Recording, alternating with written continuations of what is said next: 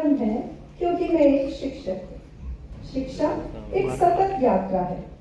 हर युग की अपनी एक विशेषता रही है। गुरुकुल परंपरा ने हमें अनुशासन, सुस्वागतम, सुस्वागतम, शुभ स्वागतम, सुस्वागतम। हमारे मुख्य अतिथि हमारे बीच पधार चुके हैं। करतल ध्वनि से स्वागत करें।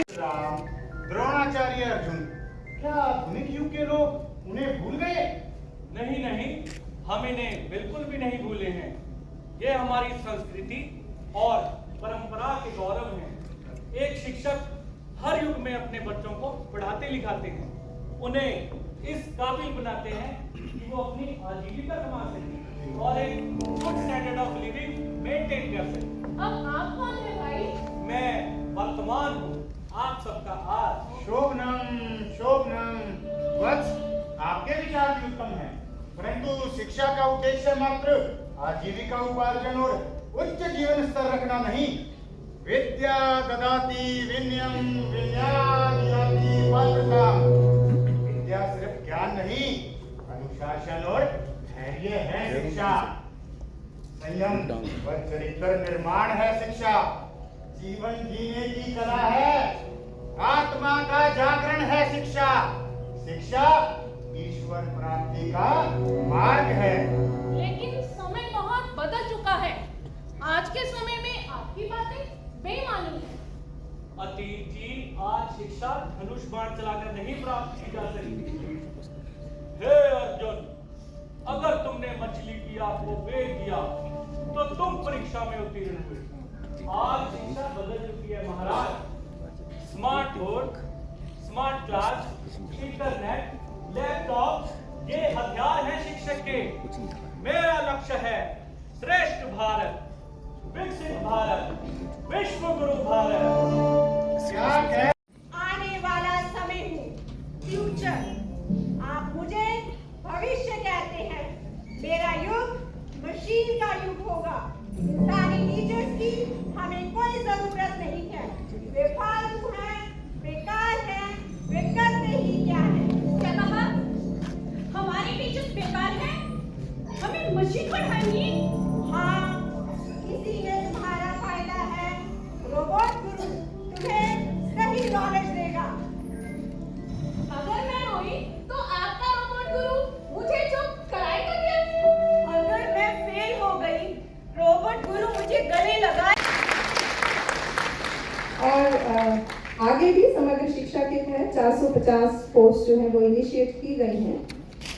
एक और उपलब्धि श्रीमती धीरजा Sharma, lecturer English GN/SSS 40B, जिनका 31 वर्षों का विशिष्ट करियर शिक्षण लेखन और सांस्कृतिक नेतृत्व में उत्कृष्टता का प्रतीक है। Heartiest congratulations to each. बस मैम बोला पीछे मैम। सर आप पीछे हो जाओ थोड़ा सा। सर आप बैठ जाओ, बैठ जाओ, बैठ जाओ मैम। एक दो बैठ जाओ सर, एक दो बैठ जाओ ना। वही पीछे आ जाओ मैम। आप कट नहीं, आप कट नहीं मान ले यार, थोड़ा और इधर इधर बैठ जाइए। आप भी आ जाइए आगे, फोटो में नहीं आ रहे मैडम। आगे आगे आगे इधर चलो ठीक है, चलो जितने आगे संदात रात आ रहा भाई आने दे। मैम ये। और आगे भी समग्र शिक्षा के तहत 450 पोस्ट जो है वो इनिशिएट की गई हैं। एक और उपलब्धि है कि शिक्षक दिवस ये पूर्व राष्ट्रपति डॉक्टर राधाकृष्ण जी ने जब उनके जन्मदिन पर स्वागत करने गए थे तो उन्होंने कहा कि मेरा स्वागत करने के बनस्पत इसको आप शिक्षक दिवस के रूप में मनाओ, ताकि सारे देश के शिक्षकों का इस तरह का सम्मान हो। क्योंकि मैं भी अपने जीवन में अधिकांश समय एज ए शिक्षक के रूप में हुआ है, तो तब से ये चलता है।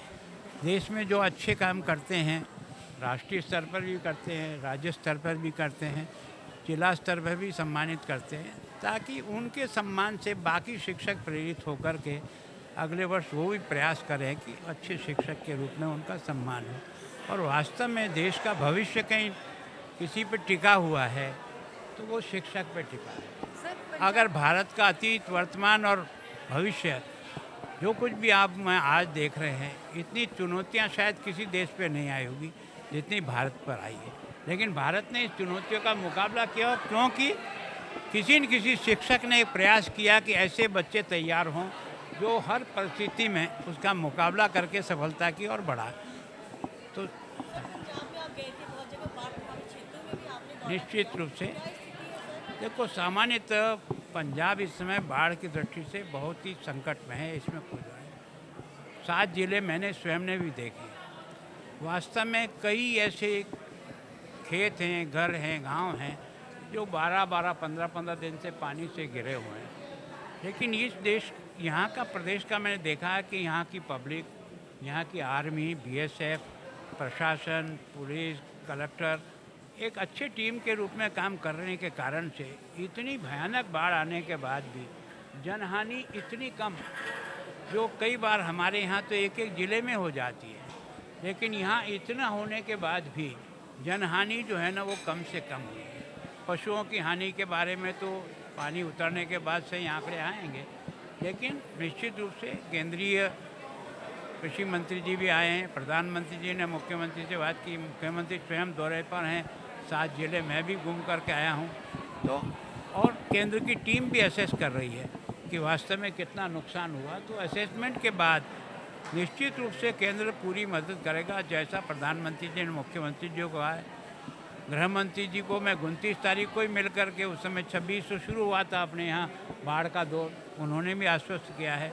वो स्वयं भी आने वाले थे, लेकिन मौसम साफ नहीं होने के कारण से वो मूव नहीं कर सके। सर, आपने भी एक रिपोर्ट कृषि मंत्री जी को दी है और मान सरकार लगातार आरोप लगा रही है कि केंद्र सरकार ने तो उनके फंड रोके हैं।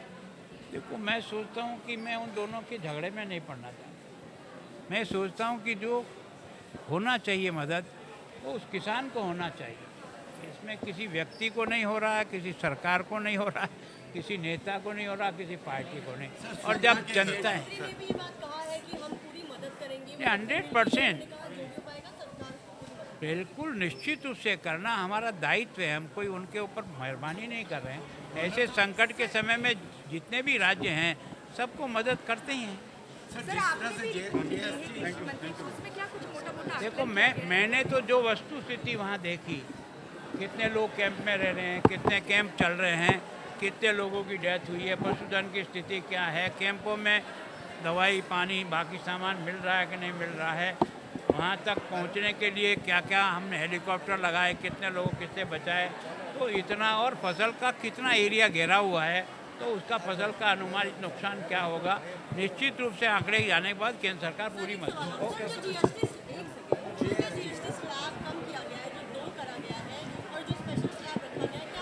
देखो, मैं सोचता हूँ कि देश की जब GST लागू हुआ तब से व्यापारी वर्ग से लेकर हर बात यही कहते थे कि GST के इतने स्लैब हैं, इनको अगर कम कर दिया जाए तो GST भी ज़्यादा आएगी, लोगों को अपना अकाउंट देने में सुविधा हो गई, और अधिकांश जो कंज्यूमर है वो सारी की सारी 5% GST में आ गया।